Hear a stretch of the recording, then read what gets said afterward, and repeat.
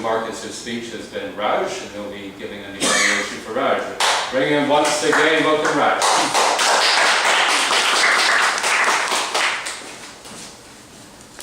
It's my pleasure to evaluate Marcus, who is trying to acclimatize in Vancouver with our English language.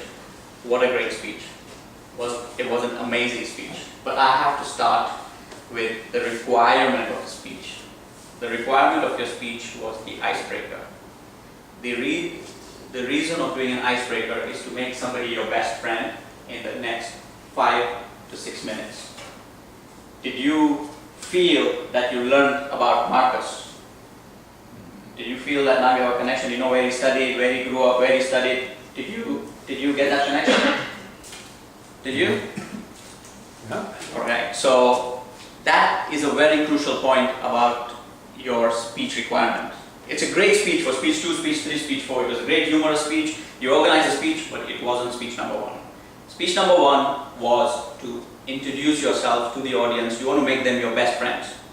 Not knowing that whether they're coming from South America or whether they're coming from Canada, you got 6 minutes to make somebody your friend. So you have to tell him all the important parts about your life. Right? So that speech, I would recommend you do your icebreaker again. But the speech you did today would be speech to inform, it could be organize your speech, because it was a great speech. But it wasn't speech number 1. So with that, I'll tell you what were the good things you did about the speech. Marcus has got amazing confidence on stage. He's just a new member. This is supposed to be speech 1, but he's already done 2 speeches before. Even though this is supposed to be his speech number 1 from the manual, he's done 2 environmental updates before, and he's very, very confident on stage. The other thing I like about him is he's passionate.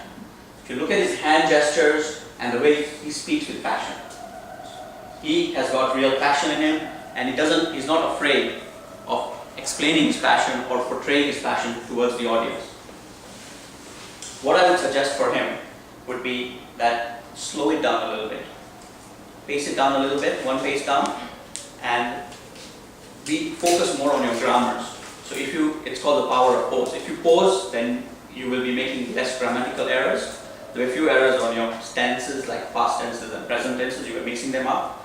But you did a great speech because it had humor in it. It had something that everybody goes through when they go to a different country. Everybody has some sort of experience, and it was a great way of elaborating what happened to him in his journey in 1998. So I would encourage Marcus. That was a great speech, but do your speech 1 again, because we need to know more about you. We'll give you credit for this, but not on speech 1. It'll probably be speech 2 or speech 3. Great idea to put humor in your speech. I really love that, and I like your confidence. Keep that up, and I'm looking forward to listening to more speeches. Thank you. Thank you.